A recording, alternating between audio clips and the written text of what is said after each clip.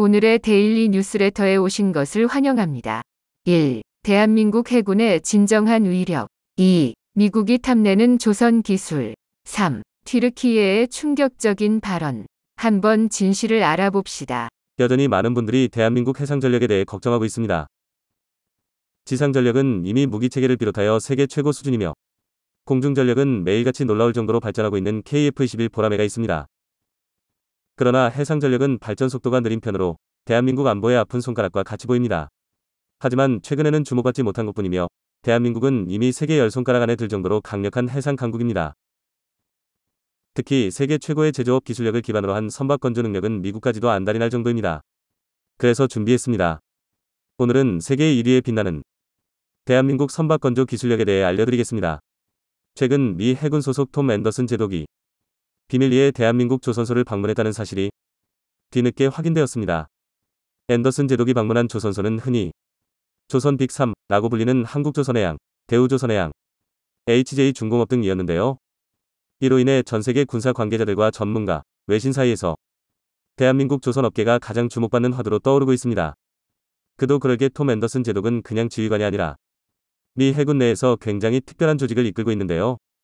바로 미 해군의 선박 프로그램 집행국, 일명 PEO-10입니다. 왜 그렇게 언론과 전문가들이 초유의 관심을 보이고 있는지 납득이 가는데요. PEO-10는 구축함, 상륙정, 특수목적선뿐만 아니라 잠수함과 수상함, 그리고 군수지원함에 이르기까지 미 해군이 사용하는 모든 전투용 선박의 개발과 조달을 책임지는 조직입니다. 한국으로 치면 함정만 전문으로 취급하는 방위사업청이라고 할 수 있는데요. 즉 전 세계를 누비는 미 해군 조달사업 수장이 대한민국을 대표하는 조선소 3곳을 찾은 것입니다. 그리고 이로 인해 대한민국에서 미 해군 함정 건조 사업을 수주할 확률도 기하급수적으로 높아졌는데요. 그런데 일각에서는 톰 앤더슨 제독의 방문을 그저 희망적인 시선으로만 바라봐서는 안 된다고 주장합니다. 지금까지 PEO-10가 보여준 행보를 보면 지나칠 정도로 동종업계 간의 경쟁을 부추겨서 단가를 후려치는 경우가 대부분이었기 때문인데요. 그렇다 보니 출혈 경쟁으로 대한민국이 수주에 성공하더라도 오히려 미치고 장사하는 것 아니냐는 우려 섞인 목소리가 나오는 것입니다. 하지만 결론부터 말해 대한민국이 미국에 아쉬운 소리를 할 가능성은 현저히 적습니다. 우선 미국이 함정 건조를 대한민국에 맡기기로 결정한 순간이 게임 끝입니다. 한국은 2000년대 초반에 들어서야 본격적으로 조선 사업에 뛰어들었는데요. 비교적 후발주자인 만큼 온갖 풍파와 위기가 있었지만 한국은 줄곧 세계 1위 자리를 선도해왔습니다. 쉽게 말해 경쟁을 붙이려 해도 가격과 품질, 납품기한 등 모든 면을 고려하면 대한민국을 따라올 나라가 없다는 것입니다. 실제로 전세계 조선업계에 대한민국의 이름으로 새긴 세계 최초, 세계 최고 타이틀이 한두 개가 아닙니다. 당장 지난 1월 대우조선해양은 세계 최초로 선박용 스마트 공정체계를 개발하면서 업계 관계자들을 경악하게 만들었는데요. 일명 탄소관관 용접 협동 로봇이라고 불리는 해당 체계는 이름처럼 선박 배관의 조정관을 용접하는 로봇입니다. 이전까지는 조정관을 용접하기 위해서 작업자가 30kg이 넘는 토치 작업대를 일일이 수동으로 옮겨 다녀야 했는데요. 용접 위치가 바뀔 때마다 토치 작업대를 재설치해야 되기 때문에 작업 준비 과정에서 상당한 시간이 소요되었습니다. 그러나 탄소관관 용접 협동 로봇이 생기면서 이 준비 시간을 무려 60% 가까이 단축할 수 있게 되었는데요. 이를 수천, 수만 톤에 달하는 함정에 적용한다면 가히 혁신적인 생산 속도의 발전을 끌어낼 수 있습니다. 그런데 심지어 이뿐만이 아닙니다. 현대중공업 또한 업계 최초로 선박의 이중곡 성형 작업에 로봇을 적용했습니다. 곡 성형 작업은 말 그대로 선박의 몸체를 이루는 강판을 정해진 곡률만큼 휘게 만들어주는 작업으로 선박 제작 과정에서 가장 많은 시간과 노력을 요구하는 작업 가운데 하나인데요. 곡 성형은 선박이 파도의 압력을 골고루 분산하고 거대한 선체가 바다 위에서 균형을 잡아 넘어지지 않게 하는데 가장 결정적인 역할을 하기 때문에 선박 건조 과정에서 가장 중요한 부분이라고 할 수 있습니다. 현대중공업은 이 곡 성형 작업을 기존 화형 가열을 통해 작업자가 수작업으로 진행했던 방식에서 고주파 유도 가열과 자동 가열선 생성 기능을 갖춘 육축 다관절 로봇을 이용하는 방법으로 한 단계 진화시켰는데요. 이 덕에 곡 성형 생산성을 기존보다 3배 이상 높였을 뿐만 아니라 매우 정밀한 작업 방식과 표준화를 통해 품질까지 향상시켰습니다. 한마디로 생산 속도와 안전까지 동시에 챙긴 건데요. 심지어 이로 인해 연간 100억 원을 절감하면서 가격 경쟁력까지 확보할 수 있었습니다. 이 정도면 대한민국이 왜 조선 1위 강국인지, 미국 PEO-10가 왜 대한민국을 찾았는지 짐작이 가실 텐데요. 그런데 여기서 끝이 아닙니다. 대한민국이 갖춘 세계 최초이자 최고의 조선 기술력은 선박의 몸체, 즉 하드웨어에만 국한된 것이 아닙니다. 소프트웨어에서도 세계 1위다운 기술 수준을 보여주고 있는데요. 바로 방위산업기술지원센터와 하나시스템이 공동으로 개발한 선박 추진체계 동적 시뮬레이션 소프트웨어입니다. 동적 시뮬레이션은 간단하게 말해 실제 선박의 추진 장비를 컴퓨터로 매우 상세하게 재현해주는 프로그램인데요. 특히 현대식 선박 건조 과정에서는 디젤 엔진으로 분류되는 기계식 추진체계와 전기 동력기를 함께 사용하는 경우가 많기 때문에 동적 시뮬레이션이 필수적입니다. 한치의 실수도 용납되지 않는 선박 건조 과정에서 배의 심장이나 마찬가지인 엔진 또한 제작 과정에서부터 티끌만한 오차도 허용하지 않는 완벽을 요구하는데요. 동적 시뮬레이션 프로그램은 실제 선박의 추진 장비를 컴퓨터 그래픽을 통해 매우 정밀하게 재현할 수 있기 때문에 선박이 실제 해상 작전에서 수행할 수 있는 긴급 기동, 긴급 정지, 급선회와 같은 작전 상황을 미리 확인할 수 있습니다. 이뿐만 아니라 풍속, 풍량, 조류 속도와 같은 다양한 해상 상황을 적용하여 선박의 기동 능력을 예측하고 이와 관련된 광범위한 데이터를 획득할 수 있는데요. 오죽하면 미 국방부가 발표한 무기체계 개발 요구 보고서에서도 함정 건조 프로그램을 시작하기 전에 시행되는 시스템 엔지니어링이 얼마나 상세했느냐를 무기체계 성공의 핵심 요인으로 보고 있습니다. 대한민국은 바로 여기서 자립에 성공한 건데요. 이전까지는 추진체계 통합 과정에서 해외 업체의 기술을 사용해야 했고 그때마다 국내 선박 설계 자료를 어쩔 수 없이 공유해야만 했습니다. 데이터 값을 입력해야 제대로 된 정보를 얻을 수 있기 때문이었는데요. 하지만 이제는 대한민국이 개발한 동적 시뮬레이션 덕분에 모든 데이터를 온전히 대한민국이 관리할 수 있게 되었을 뿐만 아니라 설계 자료와 기술 유출 우려를 원천적으로 차단할 수 있게 되었습니다. 여기까지 정리해보자면 대한민국은 세계 조선업 1위에 걸맞은 기술력과 생산 능력, 가격 경쟁력을 모두 보유한 국가로서 미국이 바라는 모든 능력을 전부 갖추고 있는데요. 미국의 우방국 중에서 정치적 불안 요소를 고려하지 않아도 되면서 이 정도로 높은 조선 기술력을 보유한 나라는 대한민국이 거의 유일합니다. 하지만 민간 선박을 잘 만든다는 게 꼭 함정, 즉 군함을 잘 만드는 것으로 이어지지는 않습니다. 엄연히 탑재되는 장비와 사용 목적이 다른 만큼 모든 건조 과정이 똑같다고 볼 수 없습니다. 그렇기에 일반 선박을 건조하는 능력만 보고 군함도 잘 만들 수 있을 것이라 판단해서는 안 되는데요. 그러나 이 부분에서도 대한민국은 지금도 전 세계 5대양을 누비고 있는 세계 각국의 함정을 건조한 몇 안 되는 군함 수출국 중 하나입니다. 실제로 대한민국은 인도네시아, 페루, 필리핀, 말레이시아뿐만 아니라 영국의 타이드 스프링호와 베네수엘라의 시우다드 볼리바르 같은 대형함을 건조했는데요. 그 자세한 내용은 군함은 한 나라의 국력을 보여주는 척도입니다. 그렇기 때문에 함정 건조에 있어 타협이란 있을 수 없는데요. 그런데 여기 전 세계에서 딱 하나 함정 건조에 있어 이례적일 정도로 무한한 신뢰를 받는 나라가 있습니다. 그렇습니다. 바로 대한민국입니다. 오죽하면 한국가의 기함을 대신 건조해주기까지 했는데요. 그래서 준비했습니다. 대한민국은 어떻게 함정 건조에서조차 세계의 정상에 모를 수 있었는지 오늘 그 비밀을 알려드리겠습니다. 중국이 남중국해에서 설치기 시작하면서 대부분의 동남아시아 국가들은 남사군도를 두고 오랜 시간 명예의 싸움을 벌이고 있는데요. 이 나라들이 가장 바라는 함정이 바로 메이드 인 코리아입니다. 일례로 태국은 아예 한국의 대우조선해 양에서 건조한 호위함을 해군의 기함으로 세워버렸는데요. 다름 아닌 푸미폰 아두냐대급 호위함입니다. 푸미폰 아두냐대함은 전장 122.5m, 전폭 14.4m, 만재 배수량은 3,700톤으로 절대 큰 크기는 아니지만 태국 해군이 보유한 해상 전력 중 가장 비싼 군함이자 무늬만 항공모함인 차크리 나르에벳을 제외하면 가장 거대한 함정입니다. 게다가 크기는 작마도 화력은 절대 꿀리지 않습니다. 무장으로는 오토멜라라 76mm 슈퍼래피드 함포 1문과 MK.41VLS8셀, MK.141 이면잠 하푼 경사발사대 2기에 RGM-841 하푼 미사일을 총 8발 탑재하고 있습니다. 심지어 S-70B 시호크까지 1대 탑재할 수 있는데요. 이 정도면 태국이라는 한 나라의 이름을 단 기함이라고 부르기에 손색 없는 화력입니다. 실제로 푸미폰 아두냐대함은 동남아시아 소속 국가들의 다른 어떤 함정과 비교해도 손에 꼽을 만큼 강력한 전투력을 갖추고 있습니다. 이런 푸미폰 마두냐대함을 어떻게든 자국에서 건조하지 않고 대한민국에 맡겼다는 것만으로도 태국에서 한국의 함정 건조 기술을 얼마나 믿고 있는지 짐작할 수 있는데요. 그런데 여기서 끝이 아닙니다. 대한민국은 인도네시아, 페루, 필리핀, 말레이시아, 베네수엘라, 영국 등 수많은 나라의 함정을 수출해왔습니다. 특히 타이드 스프링함은 영국 해군이 역사상 처음으로 자국 조선소가 아닌 외국의 조선소에 수주한 군함으로 전 세계적인 관심과 화제를 몰았습니다.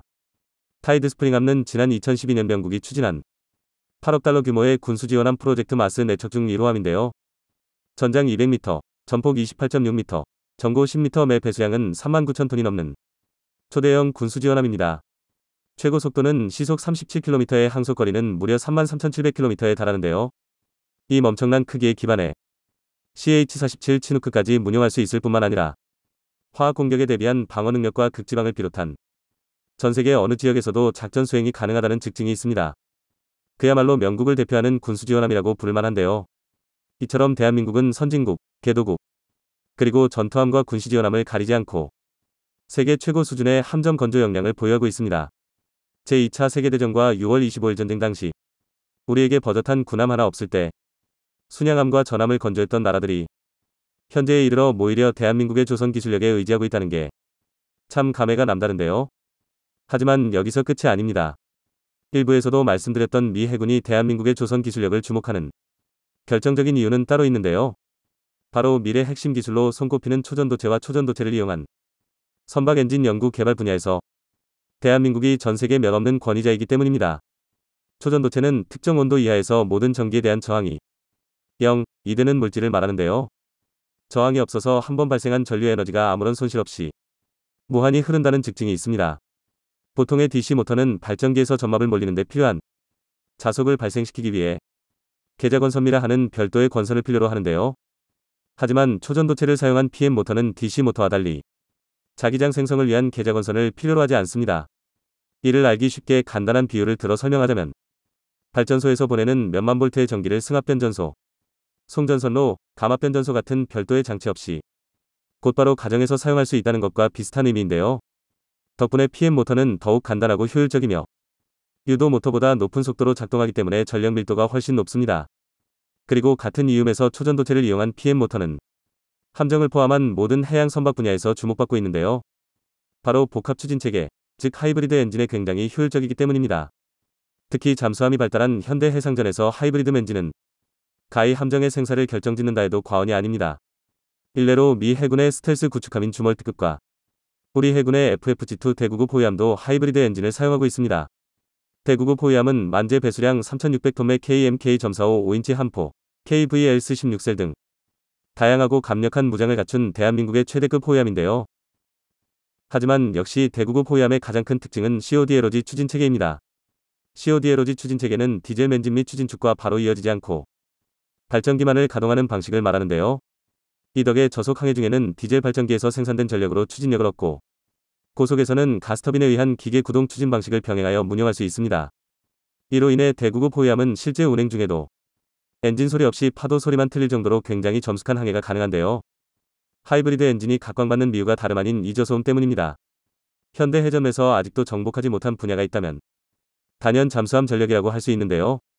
이미 해상 길목에 매복해 있거나 은밀히 접근하는 잠수함이야말로 현대 함정의 가장 큰 위험 요소입니다. 그러나 하이브리드 엔진 특유의 작은 소음은 적 잠수함의 소나로부터 탐지당할 위험성을 극단적으로 낮출 수 있습니다. 더군다나 하이브리드 엔진이 추진체계를 복합적으로 운영한다는 건 쉽게 말해 연비가 매우 좋아졌다는 것을 의미합니다. 이로 인해 하이브리드 엔진을 탑재한 군함은 작전 지속성과 작전 반경이 크게 증가했는데요. 이뿐만 아니라 똑같이 한번 보급을 받는다고 하더라도 더 적은 연료와 더 많은 추가 보급품을 지원받을 수 있기 때문에 훨씬 더 효율적인 임무 수행이 가능합니다. 그리고 이처럼 중요한 복합 추진체계에서 대한민국의 함정 엔진 기술력은 한 단계 더 진화할 준비를 하고 있는데요. 바로 KDDX 구축함에 장착될 통합전기 추진체계 IPS입니다. IPS는 함정 운용과 추진에 요구되는 전력을 통합해 여러 대의 발전기에서 분담 공급하는 방식으로 운용되는데요. 이에 따라 면비 개선은 물론 향후 추가로 탑재될 미래 무기체계의 엄청난 요구 전력도 공급이 가능합니다. 실제로 추진체계가 결정되면서 KDDX 구축함에 장착될 엔진과 발전기는 LM250 플러스 G4 가스터빈 엔진 2기와 20V4000M3B 디젤 발전기 3기가 탑재될 예정인데요. 2기의 엔진과 3기의 발전기가 뿜어내는 KDDX의 힘은 무려 94,000마력에 육박합니다. 그런데 여기서 끝이 아닙니다. KDDX의 IPS 추진체계가 최종 결정된 또 다른 이유는 대한민국이 이미 독자 개발한 6MW급 PM 모터를 20MW급으로 업그레이드하는 연구를 진행 중이기 때문인데요. 20MW급이면 KDDX 구축함에 탑재될 디젤 발전기 1기보다 무려 7배가량 높은 출력을 낼 수 있습니다. 게다가 이렇게 만들어진 대한민국의 PM 모터는 차세대 군함뿐만 아니라 차세대 잠수함에서도 추가 정민 활용이 가능한데요. 가뜩이나 동급 잠수함 중 가장 조용하다고 정평이 나 있는 우리 해군의 잠수함에 고출력 PM 모터가 장착된다면 그때부터는 정말로 대한민국의 잠수함을 막을 수 있는 함정이 전무하다고 단언할 수 있습니다. 이처럼 대한민국은 압도적인 기술력으로 민간뿐 아니라 군사 분야에서조차 조선업으로 세계를 제패하고 있는데요. 대한민국의 해양 기술력이 앞으로도 승승장구하길 응원하겠습니다. 이상 꺼리튜브였습니다. 미국과 러시아 사이에서 전략적 모호함을 유지해 이득을 챙기는 튀르키예에서 놀라운 소식을 전해왔습니다. 바로 한국의 천무를 튀르키예가 수입하겠다고 나선 것인데요. 날이 갈수록 전쟁의 위협이 튀르키예에게도 다가오는 가운데 강력한 무장으로 이를 대비하겠다는 취지에서 한국의 도움을 요청했다고 합니다. 폴란드도 천무 도입을 선언한 가운데 튀르키예까지 천무를 찾으며 한국 방산의 인기는 날이 갈수록 높아져 가는데요. 대체 튀르키예에서 무슨 일이 벌어지고 있는지 지금부터 자세하게 설명해드리겠습니다. 이제는 누가 뭐라고 해도 형제의 나라가 된 폴란드. 대규모 방산 계약을 통해 다수의 한국 무기를 수입한 폴란드에서 또 하나의 기쁜 소식이 전해졌습니다. 바로 한국의 K239 천무 다연장 로켓포를 도입하겠다고 공식적으로 밝히며 추가 무기 도입을 시사한 것이죠.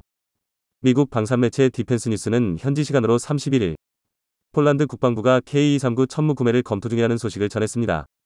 폴란드 국방부 대변인은 천무 발사대 차륜 플랫폼의 잠재적 인수와 공동 개발과 관련 한국 파트너와 함께 수입에 대한 구체적 내용을 이야기하고 있다고 밝혔습니다. 애초부터 미국의 하이마스, HIMARS를 구입하겠다던 폴란드가 천무로 방향을 튼 것은 바로 물량 문제. 현재 우크라이나에 하이마스를 총 투입하고 있고 생산을 한참 기다려야 하는 입장에서 폴란드는 천무로 방향을 돌린 것입니다. 속도가 더 중요해진 현대전에서 몇 년을 기다려도 받을 수 있을지 요원한 하이마스에 비해 천무는 빠른 생산과 다수의 무기를 쉽게 구입할 수 있어 폴란드 입장에서는 더할 나위 없는 무기죠. 이미 천무는 해외 군사 전문가들과 각 군 부대에서 하이마스와 대등한 기동력을 갖춘 것은 물론 방어력은 더 우수하고 화력은 2배 이상이라는 평가를 들었습니다.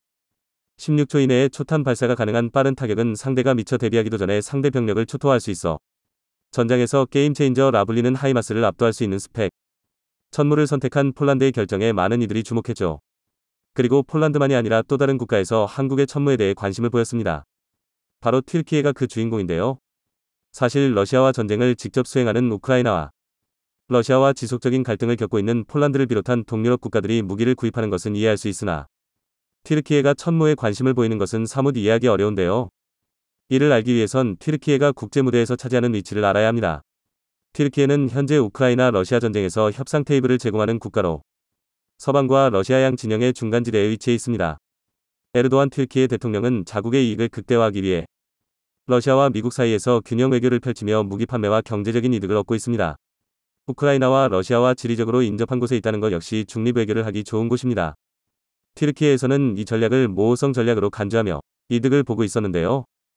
그러나 전쟁의 양상이 장기화되면서 총력전의 양상을 보이자 러시아와 미국 양쪽은 세계 각국을 상대로 편을 고르라는 강요를 하게 됩니다. 중립이 아니라 어느 한쪽 편을 들라는 압박이 거세졌죠. 내심 불쾌했습니다. 서방 진영에 속해 있어 북대서양조약기구, 나토, 회원국이지만 동시에 자국의 무기를 수입하는 행동을 보인 튀르키예에 대해 러시아가 곱게 보기는 힘든 상황. 심지어 크림반도를 중심으로 우크라이나가 진군을 명하고 러시아 역시 이 크림반도를 지키기 위해 병력을 보내면서 흑해를 공유하고 있는 튀르키예의 의중이 중요해진 상황입니다. 만일 튀르키예가 누구의 편을 들기라도 하면 팽팽한 전쟁의 기울기가 단숨에 한쪽으로 기울어지는 것은 자명한 일. 러시아 입장에서는 튀르키예가 미국의 편을 드는 것을 굉장히 부담스러워했죠. 그래서 튀르키예를 향해 지속적인 압박을 가하며 러시아의 손을 잡을 것을 주문. 튀르키예는 이러한 러시아의 행동에 불만을 품으며 러시아를 제압하기 위한 무기 수입을 고민하게 됩니다. 그리고 그들의 눈에 들어온 게 바로 한국의 천무였죠. 원래 튀르키예는 천무를 처음부터 도입할 생각은 없었습니다. 폴란드와 마찬가지로 하이마스를 도입하려고 했는데요. 우크라이나 전쟁에서 하이마스의 혁혁한 성과를 직접 본 튀르키예는 하이마스 도입에 욕심을 내게 됩니다. 특히 최대 사거리 77km에 달하는 하이마스 포격으로 러시아 주요 진영은 물론 보급기지가 파괴되는 것을 실시간으로 접한 튀르키예 입장에서는 러시아를 향후 상대할 것을 염두에 하이마스가 반드시 필요했습니다. 그리고 과거 튀르키예는 미국이 이즈를 상대하기 위해 하이마스를 배치했던 경험을 가지고 있습니다. 시리아 국경 근처 튀르키예 동남부 지역에 미군은 하이마스를 설치. 이즈 근거지 일망타진을 위해 미군은 하이마스를 배치했는데요. 이때 당시 보였던 하이마스의 파괴력에 감탄했다고 합니다. 튀르키예 군 장교들도 하이마스의 성능을 보고 감탄하며 튀르키예에게 꼭 필요한 무기라는 칭찬을 아끼지 않았다고 하는데요. 그러나 하이마스를 받는 일이 쉬운 일이 아니었다고 합니다. 폴란드도 하이마스 도입을 위해 미국에게 무기 구입 문의를 했으나 오랜 시간이 걸려 받을 수밖에 없다는 답변을 받고 결국 천무로 방향을 돌렸던 것처럼 튀르키예도 마찬가지였습니다. 게다가 미국 입장에서는 튀르키예를 곱게 보기가 어려웠던 상황 하이마스 도입을 요구하는 튀르키예를 향해 거부 표시를 했다고 합니다. 미국과 튀르키예 사이에 있었던 F-35 도입과 관련된 일 때문에 미국은 하이마스 수출에 적극적이지 않았다고 합니다. 튀르키예는 F-35 전투기를 도입하고자 사업에 투자할 정도로 F-35 프로그램에 적극적인 자세를 취하며 전투기를 받길 기다렸던 국가였습니다. 그러나 러시아의 S-400 지대공 미사일을 튀르키예가 수입하기로 결정하면서 사이가 좋았던 미국과의 관계가 틀어졌는데요. 자칫 잘못하면 F-35 전투기의 비밀이 튀르키예를 통해 러시아로 빠져나갈 수 있다고 판단한 미국은 F-35 프로그램에서 튀르키예를 강제적으로 퇴출시키며 험악한 사이가 되었습니다. 튀르키예는 당연히 이를 받아들일 수 없다며 강력하게 미국에게 항의했죠. 결국 오랜 시간이 흘러 오해를 풀고 관계회복이 되었으나 이때 겪은 트라우마로 인해 튀르키예에 하이마스를 제공하지 않으려고 미국은 안간힘을 썼죠. 그래서 튀르키예가 본격적으로 천무에 관심을 보이며 도입에 나선 것입니다. 이 소식이 처음으로 알려지게 된 것은 튀르키예의 데일리 사바흐라는 일간지에서 한국 방산업체 관계자와 인터뷰 내용을 실으며 천무와 관련 튀르키예 정부와 협의하고 있다는 소식이 보도되면서 퍼지기 시작했습니다. 현재 튀르키예 정부와 천무 수출에 대해 논의를 이어가고 있으며 튀르키예 정부가 적극적으로 수입에 열의를 보였기에 한국 역시 이에 응해 천무와 관련한 세부 사항을 조율 중이라는 기사가 나왔던 것이죠. 한국 무기를 이미 겪어본 튀르키예 정부는 화력이나 안정성 면에서 한국 무기를 신뢰하고 있다고 말하며 다연장 로켓포 역시 한국 제품에 전적인 신뢰를 보내고 있다는 내용이 실렸는데요. 실제로 튀르키예는 한국 정부와 K2 전차 사업을 추진했던 적이 있습니다. 2008년 현대로템으로부터 K2 흑표 생산 기술을 전수받은 튀르키예는 독자적인 전차인 알타이 전차를 생산한 적도 있는데요. 최종적으로 한국산 파워팩을 도입한 전차를 양산하는 데 성공하면서 한국 방산업체와 지속적인 교류를 한 적이 있습니다. 가까이에서 K2 전차의 위력을 체험해봤고 여러 무기를 시험해봤기에 이번 천무에 있어서도 튀르키예 정부는 무한한 신뢰를 보냈다고 합니다. 게다가 최근 한국 정부가 천무 개량을 하고 있다는 소식이 전해지면서 튀르키예 정부는 한국의 천무 도입에 더욱 적극적인 태도를 보였다고 하죠. 북한의 방사정포를 상대하기 위해 사거리 개량은 물론 파괴력 개선의 필요성을 느낀 한국은 천무의 성능 개량에 착수, 이와 관련한 기술 개발 로드맵을 공개했습니다. 국방과학연구소는 학회 세미나를 통해 초고속 추진 기술인 덕티드 로켓을 천무에 적용. 기존 천무 다연장 로켓에 바로 적용할 수 있다고 발표했습니다. 덕티드 로켓은 말 그대로 로켓 엔진의 제트 엔진처럼 공기 흡입구를 추가한 것으로 로켓의 연소 시간을 늘려 채공 시간을 높일 수 있는 기술인데요. 사정거리가 확대될 수 있기에 견제에 있어 추가적인 비용을 많이 들이지 않고도 성능 개량을 할 수 있습니다. 게다가 추력을 조절할 수 있다는 점 역시 장점인데요. 특수한 밸브가 있어 가스 흐름을 원하는 대로 조정할 수 있습니다. 이렇게 되면 기존 85km 사거리가 200km 이상 늘어나게 되어 한 발에 10억 원을 호가하는 단거리 탄도탄보다 가격은 저렴하면서 초대형 방사포에 대한 대응 사격도 가능해집니다. 튀르키예 정부는 천무 개량 소식까지 전해 듣자 덕티드 로켓 기술까지 사용할 수 있게 되었다면서 한국 무기 수입이 옳은 선택이었다는 결론을 내렸다고 하죠. 보도에 따르면 50터부터 100문 사이의 수량을 고려하고 있다는데요. 또 한 번의 대규모 방산 계약이 눈앞으로 다가온 셈입니다. 과연 형제의 국가 튀르키예는 한국에게 좋은 소식을 전해줄 수 있을까요? 향후 튀르키예의 선택을 기다려보겠습니다. 시청해주셔서 감사합니다. 놀랍다. 나였더라도 한국 무기를 선택했겠다. 한 독일 장교가 한국 무기를 보며 경탄을 참지 못했습니다. 미국 방산전시회에 전시된 한국 무기들이 각국 군 관계자들의 찬사를 받았습니다. 한국의 폴란드 시장을 빼앗겼던 독일이지만 직접 장비를 운용하는 현역 장교는 한국 무기가 대단하다는 사실을 부정할 수 없었던 것 같은데요. 한국의 독주에 미국에서 한국을 붙잡기 위해 숨겨왔던 비밀병기를 공개하고 나섰다고 합니다. 미국에서 들려온 소식에 일본에서 마저 K방산의 의용을 인정하고 말았다는데 어떻게 된 일인지 자세히 알아보도록 하겠습니다. 10일부터 12일까지 미국 워싱턴에서 열린 지상군 방산전시회 아우사 2022에 하나디펜스가 참가해 K9 자주포와 K10 탄약운반 장갑차의 실물 장비를 선보였습니다. AUSA는 매년 미국과 독일, 영국 등 800여 개의 주요 방산업체가 참가하는 세계 최대 규모의 지상군 분야 방산전시회로 세계 유수의 방산업체들의 첨단 무기를 사이에서 한국 무기를 역시 뜨거운 관심을 받았습니다.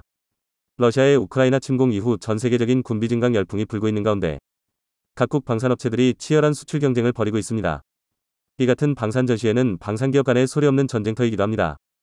수많은 전시관 중에서 한국의 첨단 기갑 차량들이 전시된 하나디펜스 전시관에 외국군 관계자들의 발길이 끊이질 않았다고 하는데요.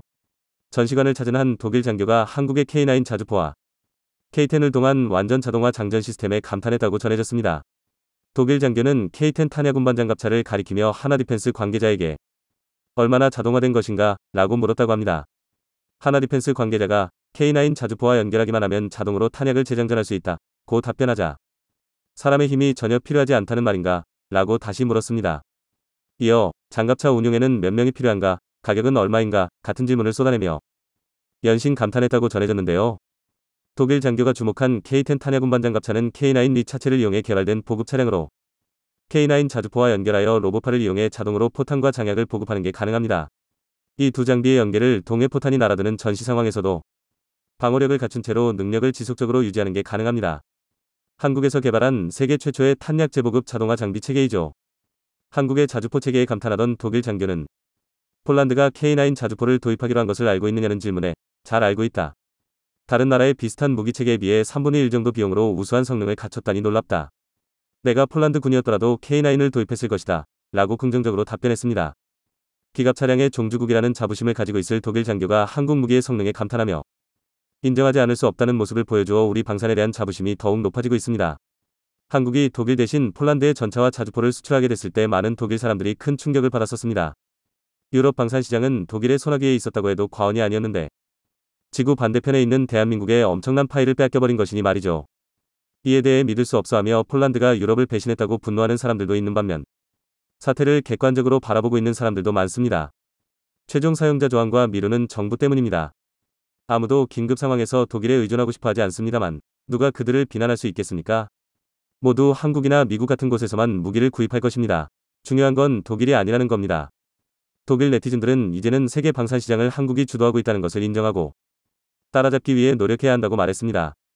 이렇듯 우리 방산 기업들이 크게 득점하며 앞서 나가고 있지만 결코 방심해서는 안 될 것 같습니다. 무기 산업의 첨단을 달리고 있는 미국이 이번 박람회에서 새로운 전차를 공개해 큰 화제를 불러 모았습니다. 미국의 주력 전차이자 세계적인 베스트셀러인 M1 에이브람스 전차의 최신 모델 에이브람스 X를 공개한 것인데요. 에이브람스 X는 신형 44 구경 XM360일 저반동 활강포가 도입되어 더 적은 반동으로 정확한 사격이 가능해졌습니다. 또한 포탑이 완전 무인화됐을 뿐만 아니라 기총으로 RCWS가 탑재되어 승무원 3명만으로 운영할 수 있으며 트로피 능동 방어 시스템이 탑재되어 대전차 무기에 대한 방어력도 갖추었습니다. 이번에 공개된 에이브람스 X 모델은 아직 프로토타입에 지나지 않지만 향후 미군의 전차가 발전하게 될 모습을 미리 제시했다고 볼 수 있습니다. 그런데 외신들은 이번 전시회에서 에이브람스 X가 공개된 이유를 흑표 전차의 환약 때문이라고 판단하고 있는데요. 프랑스의 군사 매체 메타디펜스에서 미국 제너럴 다이나믹스는 에이브람스 X로 독일 KF-51 판처와 한국의 K2 흑표에 대응하려고 한다는 제목의 기사를 보도했습니다. 본 기사에서는 세계 각국이 전차의 종말을 예고하며 전차 생산량과 투자를 줄여나가면서 비어버린 시장을 한국의 K2 흑표 전차가 빠르게 선점하고 있다고 말했습니다. 미국의 M1 에이브람스 전차나 독일의 레오파르트 2 전차보다 K2 전차가 주목받고 있으며 미국과 독일의 새로운 전차 공급은 2035년까지 지연되어 있는 상황이라고 지적했습니다. 이대로면 서방 세계의 전차 시장을 한국이 완전히 주도하게 될 것이란 말이죠. 위기의식을 느끼고 독일에서 차세대 전차 KF-51을 내세웠고 미국 역시 에이브람스 X를 제시하며 한국 전차의 진격에 대응하고 나선 것입니다. 또 다른 외신의 보도에 따르면 에이브람스 전차의 설계 과정에서 K2 전차의 영감을 받았다고 하는데요. 에이브람스 X의 새로운 포탑은 명백히 한국의 K2 흑표 전차에서 영향을 받았다. 실제로 에이브람스 X의 포탑 디자인이 기존 에이브람스 전차의 포탑보다 K2 전차의 포탑 구조와 더욱 유사함을 알 수 있습니다. 한국형 전차를 만들기 위해 M1 에이브람스의 전차 설계도를 어떻게든 얻어보겠다고 발버둥 치던 게 어제 같은데 이제는 미국이 전차 설계에 있어 한국을 보고 배우고 있다는 것이죠. 세계 방산의 선두를 달리던 미국이 한국을 대등한 경쟁자로 여기기 시작했습니다. 이러한 소식에 한국에 지나친 관심을 가지고 있는 나라에서 뜨거운 반응을 보여주고 있습니다. 바로 관음증이라도 있는 게 아닌가 싶은 옆나라 일본입니다. 일본의 군사 전문 매체에서 미 언론 아우사 2022에 참가한 한국은 방위산업에서 지위를 보여주었다 라는 제목의 기사를 보도했습니다. 본 기사에서는 미 언론들과 관계자들의 한국 방위산업에 대한 평가들을 모두 모아나열하고 있습니다. 한국이 수출하고 있는 것은 KPOP만이 아니다. 북한이라는 안보 위험을 안고 있는 국가가 국제 경쟁력 있는 생산국인과 동시에 방위산업 시장에서도 두각을 나타내고 있는 건데 얼마나 놀라운 일인가. 미국 캐피털 알파 파트너즈 칼란 이사. 경이적인 매출의 성장을 보이는 한국 방위산업의 현상은 우연의 산물이 아니라 의도적인 전략의 성과이다. 한국 기업은 복수 정권에 걸친 하이레벨 협상, 무기 수출을 뒷받침하는 정책, 무기 박람회 참가를 결합하여 숫자를 늘려온 것 같다. 디펜스 뉴스. 현실감을 띠고 있어 유럽과 아시아의 무기 수요는 높아지는 한편 이 거대한 수요에 미 방위산업이 대응할 수 없는 한 무기 시장에서 한국의 대두는 미국도 환영해야 할 뉴스다. 호주 유나이티드 스테이츠 스터디즈 센터. 한국 방산이 이루어낸 경이로운 업적에 각국 외신들이 찬사를 아끼지 않았습니다. 미 언론뿐만 아니라 일본 언론까지 한국 방산이 성공했다고 인정하며 그 전략을 본받아야 한다고 말하고 있는데요. 한국의 방위산업이 세일즈에 성공하는 비결은 잠재적인 고객의 안보 환경, 재무 상황, 산업 구조를 조사해 필요하다면 현지 기업과의 공동 생산, 신규 제조가 아닌 한국군이 사용한 중고 무기, 도입에 필요한 자금 대출 등 고객에 맞춰 제안을 유연하게 커스터마이즈하는 점이다. 일본경제신문. 이에 대해 일본 네티즌들도 분하지만 인정하지 않을 수 없다는 반응을 보여주고 있습니다. 이런 자유로운 사고방식이 한국의 특기지. 일본도 예전에는 그랬을 텐데 이제는 갈라파고스화 돼버려 다른 나라에서 사용할 수 없는 상품밖에 없어. 예를 들어 신칸센이 중국이나 대만 이외에 보급되지 않는 것은 일본형 시스템에 특화되어 있기 때문이지. 일본 무기는 실전을 거치지도 않았기에 다른 나라에서 사용하려 할지 의심스러워. 일본이 버블 경제 이후로 겸손함을 잃어버려 너무 안타까워. K9이나 레드백은 일본에 도입해도 좋을 것 같아요. 국내 생산으로 하면 공급 면에서도 유리하고 그러면 혐한파에서 난리를 칠까요? 매출 3조가 사정거리 내란이 너무 굉장한 걸 K-팝도 그렇지만 세계적으로 유명한 아티스트가 나오기 훨씬 전부터 각국의 언어로 번역하고 언어를 공부해서 꾸준히 판매하고 있었어. 무기 수출도 우크라이나 사태로 약진한 것 같지만 아마 훨씬 전부터 결과를 내기 위해 여러 시행착오를 겪었겠지. 일본이 무기 수출에서 출발선에 설 때쯤이면 적어도 나는 환갑 정도일까. 그동안 한국 방산이 잘 나간다는 소식을 한국 언론들이 편파적으로 조작해낸 거짓말이라고 믿고 있던 일본인들마저 해외 유수의 언론들을 통해 보도된 부정할 수 없는 사실에 입을 다물고 말았습니다. 현실을 직시하고 이제라도 노력해야 한다는 의견이 나오고 있지만 고착화된 일본 방산이 세계 시장에 진출하기란 사실상 불가능에 가까워 보이네요. 한국의 AUSA 참가에 대해 해외 언론들이 보도한 공통된 표현이 있었습니다. 떠오르는 방산 플레이어로서의 한국의 의상. 한국이 세계 방산 시장에서 라이징 스타라는 것을 모두가 인정하고 있는 것이죠. 아시아를 넘어 미국까지 뻗어나가고 있는 K방산이지만 방심은 금물일 것입니다. 세계 방산의 절대자였던 미국이 한국을 전력으로 상대해야 할 경쟁자로 인식하기 시작했으니까요.